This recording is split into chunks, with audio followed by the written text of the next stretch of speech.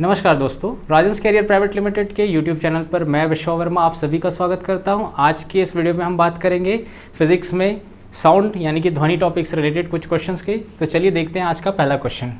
हमारा पहला क्वेश्चन है कि प्रतिध्वनि का कारण होता है। तो सबसे पहले ये समझते हैं कि प्रतिध्वनि क्या होती है। आप लोग एक शब्द सुने होंगे प्रतिध्वनि में, इसको बोलते हैं इंग्लिश में इको। ठीक है, इको आप सुनते हैं कि जब ध्वनि किसी परावर्तक पृष्ठ से क्या करती है, टकराती। मान लीजिए ये ध्वनि इस तरीके से जा रही है और इसके मार्ग में क्या आ गया, कोई अवरोध आ गया, तो अवरोध आने की वजह से क्या होता है, ये टकरा कर वापस इसी माध्यम में लौट जाती है। इसको क्या बोलते हैं, ध्वनि का परावर्तन कहते हैं। तो ये बेसिकली है क्या, ये इको ही हो रहा है, यानी कि ध्वनि का क्या हो रहा है, ध्वनि प्रतिध्वनि हो जा रही है। ठीक है, तो यहाँ पे प्रतिध्वनि का कारण होता है, पूछा जा रहा है। तो प्रतिध्वनि किस कारण होती है, जब ध्वनि तरंगे आगे बढ़ती है, किसी मार्ग में कोई अवरोध आया, इससे टकराने के बाद वापस आती है, तो इसके कारण होता है। तो ये हो गया क्या, ध्वनि तरंगों का परावर्तन। ऑप्शन डी इसका उत्तर होगा। ठीक है, नेक्स्ट क्वेश्चन देखते हैं। प्रतिध्वनि सुनाई देती है जब परावर्तक पृष्ठ का आयतन कम हो, क्षेत्रफल अधिक हो, क्षेत्रफल कम हो, आयतन अधिक हो। तो देखिए प्रतिध्वनि मतलब क्या होता है, ध्वनि की तरंग आगे जैसे गमन कर रही है और इसके मार्ग में क्या आ गया, कोई अवरोध आ गया।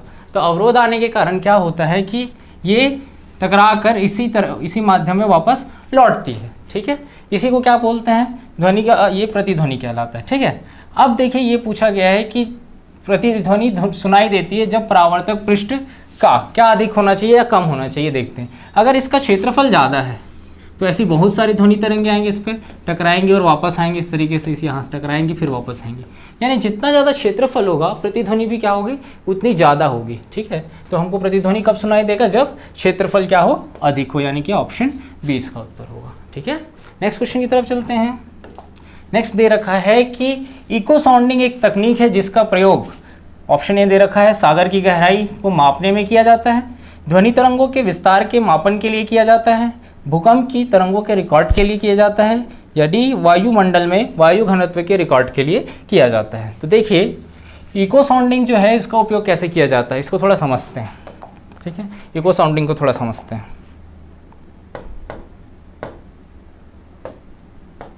देखिए क्या होता है कि ना, इसका उपयोग जैसे समुद्र है, ठीक है, समुद्र का ये सतह हो गया, यहाँ पूरा क्या भरा हुआ है, पानी। ठीक है, मान लीजिए कि ये सतह से क्या है, यहाँ तक की दूरी हमको निकालनी है, समुद्र सतह से दूरी निकालनी है, ये हो गया x दूरी। ठीक है, तो यहाँ से कोई ध्वनि की तरंग भेजी जाती है और ध्वनि की तरंग यहाँ नीचे आती है। ठीक है, x दूरी को चलती है कि v वेग से चलती है। ठीक है, v वेग से चलती है और इसको समय कितना लगता है, t समय लगता है। ठीक है, तो यहाँ से टकरा के क्या जाती है, वापस जाती है। ठीक, टकरा के वापस चली जाती है। तो इसमें इस ध्वनि तरंग को यहाँ तक आने और वापस जाने में, इसके साथ ये देखिए फॉर्मूला बन जाता है क्या, चाल बराबर दूरी बटा समय। ठीक है, समय, तो चाल क्या हो गया यहाँ पे, इसका चाल कितना है, v है। ठीक है, इस जल के माध्यम में ध्वनि का हमने चाल क्या लिया है, v लिया है। दूरी कितनी है, x नीचे गई है फिर वापस आई, तो x जाना और x वापस आना, तो टोटल कितना हो जाएगा 2x। समय कितना लग रहा है इसको, t समय लग रहा है। ठीक है, तो अब देखिए हमको चूंकि दूरी निकालना है, यहाँ से यहाँ तक दूरी निकालना है, तो क्या करेंगे, यानी x का मान निकालना है। तो x बराबर क्या आ जाएगा, यहाँ से vt और ये जो 2 है इसके बटे में आ जाएगा, ये x का मान आ जाएगा। यानी कि हम ध्वनि तरंग की सहायता से समुद्र सतह से उसके तल तक की गहराई को माप सकते हैं। ये तरीका उपयोग किया जाता है। तो हमारे पास जो प्रश्न था उसमें पूछा गया था कि इको साउंडिंग कौन सी तकनीक है जिसका उपयोग क्या किस लिए किया जाता है। तो सागर की गहराई को मापने के लिए इको साउंडिंग का प्रयोग किया जाता है। तो कैसे मापा जाता है अभी मैंने आपको बताया। ठीक है, तो चलिए नेक्स्ट क्वेश्चन देख लेते हैं। ध्वनि के शोरगुल का मापन होता है। तो देखिए ध्वनि जो है एक लिमिट तक ही हमको अच्छा लगता है, उससे ऊपर हो जाए तो हमको क्या लगता है, बहुत ज़्यादा शोरगुल लगने लगता है। तो उसको मापने के लिए क्या उपयोग किया जाता है, ध्वनि को मापने का। तो ये मापते हैं कि इसमें डेसिबल में मापा जाता है, ध्यान रखिएगा। ठीक है, अगर कोई व्यक्ति सो रहा है मान लीजिए और उसको उठाना है, तो उसको उठाने के लिए केवल 50 डेसिबल, ठीक है, केवल 50 डेसिबल की ध्वनि काफ़ी है। ठीक, और 90 डेसिबल की अगर ध्वनि हो जाए तो ये क्या हो जाता है, शोरगुल हो जाता है। और इससे ज़्यादा हो जाए तो फिर क्या हो जाएगा, 95 डेसिबल अगर हो जाए तो मनुष्य फिर इसके आगे नहीं सुन पाएगा। ठीक है, ये तो उसके लिए बहुत ज़्यादा हो जाता है। 50 में कोई सोते हुए व्यक्ति को उठाया जा सकता है। ठीक, नेक्स्ट क्वेश्चन देखते हैं। निम्न माध्यम में ध्वनि का वेग सर्वाधिक है, तो हमको बताना है कि किस माध्यम में ध्वनि का वेग यहाँ पर सबसे ज़्यादा है। तो देखिए निर्वात में ध्वनि का वेग 0 होता है, मतलब कि ये है कि ध्वनि जो है वो निर्वात में गमन नहीं कर सकती। ध्वनि को चलने के लिए माध्यम की आवश्यकता है। माध्यम कैसे हो सकता है? ठोस माध्यम हो चाहे तरल माध्यम हो, लेकिन माध्यम होना चाहिए, चाहे गैसीय माध्यम ही क्यों ना हो। लेकिन निर्वात में कुछ भी उपस्थित नहीं है, इसलिए वहाँ पर ध्वनि नहीं है, वहाँ पर ध्वनि गमन नहीं कर सकती, इसलिए यहाँ पर तो हो गया 0। यहाँ पे पूछा है सर्वाधिक, ठीक है, गैस उसके बाद आता है द्रव, और द्रव के बाद आता है ठोस धातु। तो देखिए जिस माध्यम में ध्वनि का वेग हमको देखना है, तो वहाँ पर एक चीज़ हमेशा ध्यान रखना है कि वो माध्यम कितना सघन है। सघन कहने का मतलब वो माध्यम कितना घना है। जो माध्यम जितना ज़्यादा घना होगा वहाँ पर ध्वनि का वेग उतना ही ज़्यादा होगा। तो इन तीनों माध्यमों में आप देखिए सबसे ज़्यादा सघन माध्यम कौन सा है? वो है ठोस धातु। तो ठोस धातु में ध्वनि का जो वेग होगा बाकी के कंपैरिजन में ज़्यादा होगा। तो इस प्रश्न का उत्तर क्या हो जाएगा? ठोस धातु हो जाएगा। ठीक है, नेक्स्ट क्वेश्चन देख लेते हैं। नेक्स्ट क्वेश्चन है, ध्वनि तरंग अपने मार्ग में रुकावट आने पर मुड़ जाती है, सीधी जाती है, रुक जाती है, लौट जाती है। तो हमने इसके बारे में डिस्कस किया था कि अगर इस तरीके से ध्वनि तरंग जा रही है, इसके मार्ग में कोई अवरोध आता है, तो ये क्या होती है? ये वापस मुड़ जाती है। ठीक है, ये टकरा के वापस मुड़ जाती है। इसी को क्या बोलते हैं? ध्वनि का परावर्तन कहा जाता है। तो ये इसका ऑप्शन डी सही होगा, लौट जाती है। ठीक है, अगला हमको दिया है कि ध्वनि तीव्रता की डेसिबल में वह अधिकतम सीमा जिससे ऊपर व्यक्ति सुन नहीं सकता। तो देखिए हम इसके बारे में भी बात कर ही रहे थे कि जिसके ऊपर सुन नहीं सकता, तो इसका उत्तर जो होगा वो ऑप्शन डी है। 95 डेसिबल से ऊपर मनुष्य नहीं सुन सकता। ठीक है, 90 डेसिबल उसके लिए अत्यधिक शोरगुल होता है, और कोई व्यक्ति अगर सो रहा है और उसको उठाना है तो 50 डेसिबल की ध्वनि काफ़ी होती है। ठीक है, नेक्स्ट क्वेश्चन की तरफ चलते हैं। नेक्स्ट क्वेश्चन हमको दे रखा है, ऐसी तरंगें जिनका ध्रुवीकरण नहीं हो सकता कहलाती हैं। तो सबसे पहले हमको ये समझना पड़ेगा कि ध्रुवीकरण क्या होता है। तो ध्रुवीकरण का मतलब होता है कि जब कोई तरंग किसी तीक्ष्ण कोर वाले किसी वस्तु के पास से होकर गुजरती है, इसके किनारों से, तो क्या होती है? यहाँ पे थोड़ा मुड़ जाती है, बेंड हो जाती है। इसी घटना को कहते हैं प्रकाश में होता है, ध्यान रखिएगा, प्रकाश का ध्रुवीकरण कहते हैं इसको। तो ये जो घटना जो हो रही है, ध्रुवीकरण की जो घटना होती है, वो प्रकाश में होती है, ध्यान रखना है ना, प्रकाश में होती है। तो ये प्रकाश क्या होता है? अनुप्रस्थ तरंग होता है, ध्यान रखिएगा, अनुप्रस्थ होता है। ठीक है, और ध्वनि जो होता है वो क्या होता है? वो होता है अनुदैर्ध्य तरंग होता है, ध्यान रखेंगे ये।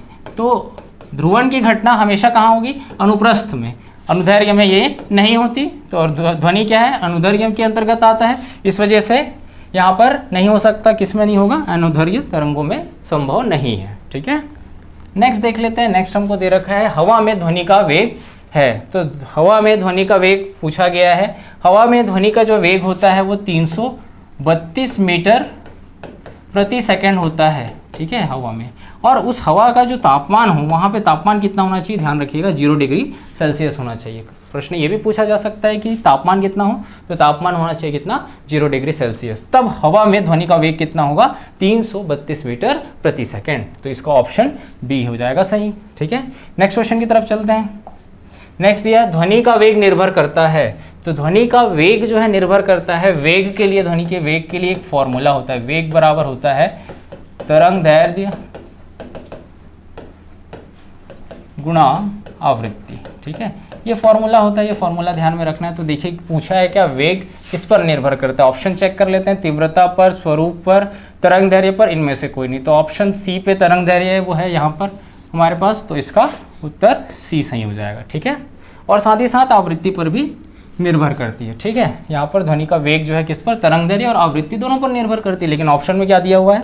सी दिया हुआ है, यानी कि सी में तरंग दैर्ध्य दिया हुआ है। ठीक है, तो नेक्स्ट क्वेश्चन देख लेते हैं। नेक्स्ट क्वेश्चन है कि एक तरंग की आवृत्ति 120 हर्ट्ज है, यदि तरंग की चाल 480 मीटर प्रति सेकंड हो तो उसकी तरंग दैर्ध्य होगी। तो देखिए अभी हमने एक फॉर्मूला पढ़ा है, वेग बराबर क्या होता है? तरंग दैर्ध्य गुणा आवृत्ति। ठीक है, अब देखिए यहाँ पे हमको क्या क्या पता है। 120 हर्ट्ज दिया हुआ है, यानी क्या है? ये आवृत्ति का मात्रक होता है। ये कितना दिया हुआ है?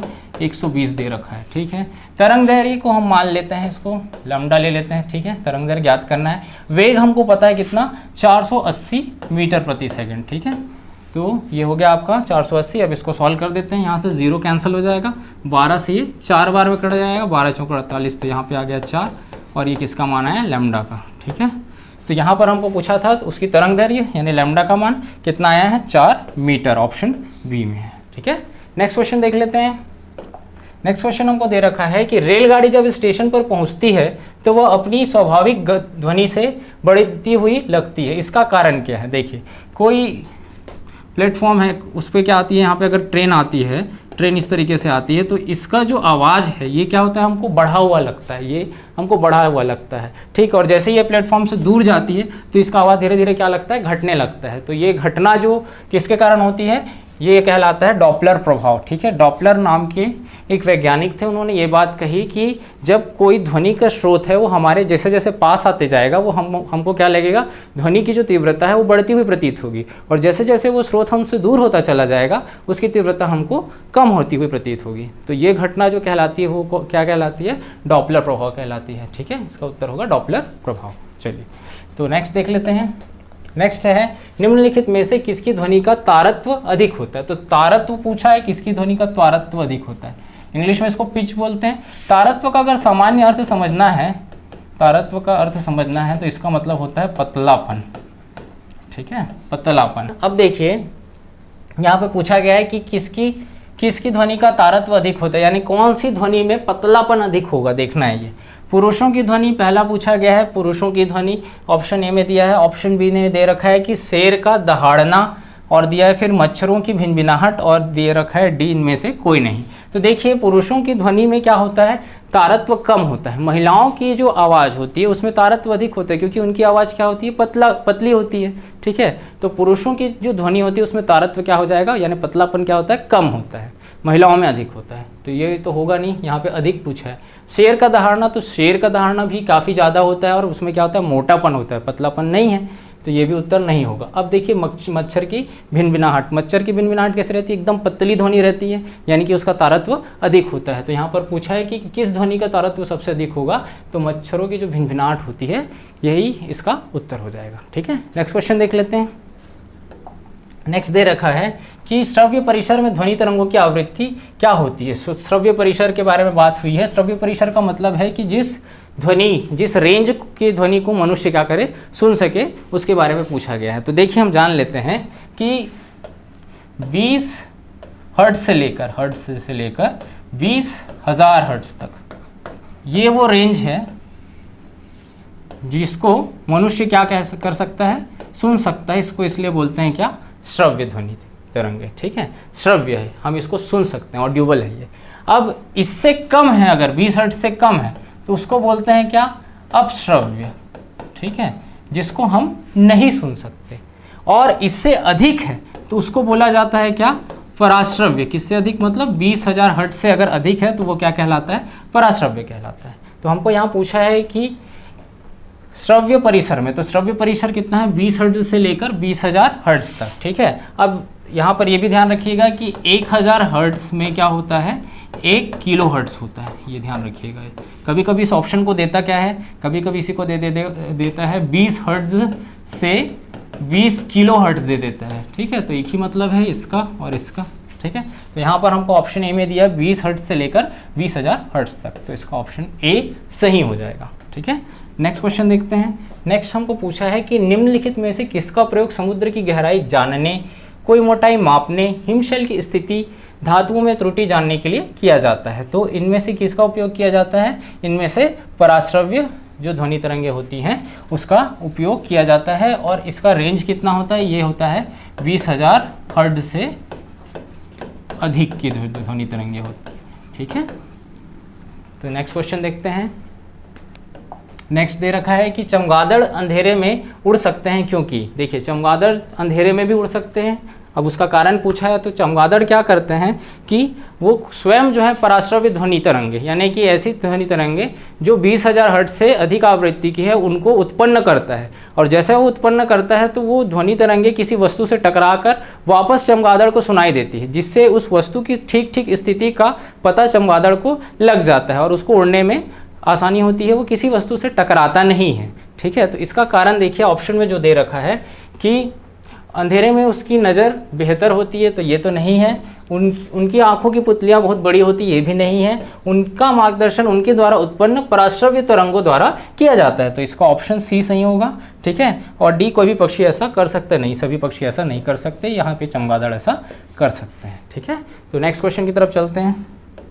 नेक्स्ट है, पानी के अंदर ध्वनि सुनने का यंत्र कहलाता है। देखिए, अगर हम पानी के अंदर है और हमको अगर ध्वनि सुनना हो तो सामान्य रूप से अगर पानी के अंदर अगर हम हैं और ध्वनि सुनना चाहे तो नहीं सुन सकते, ठीक है। हमारे कानों तक ध्वनि नहीं पहुंचेगी अगर हम पानी के अंदर हैं। तो अगर पानी के अंदर भी हैं और उन ध्वनि को सुनना भी है तो क्या यूज़ किया जाता है उसके लिए यूज़ किया जाता है हाइड्रोफोन उपयोग किया जाता है, ध्यान रखिएगा, ठीक है।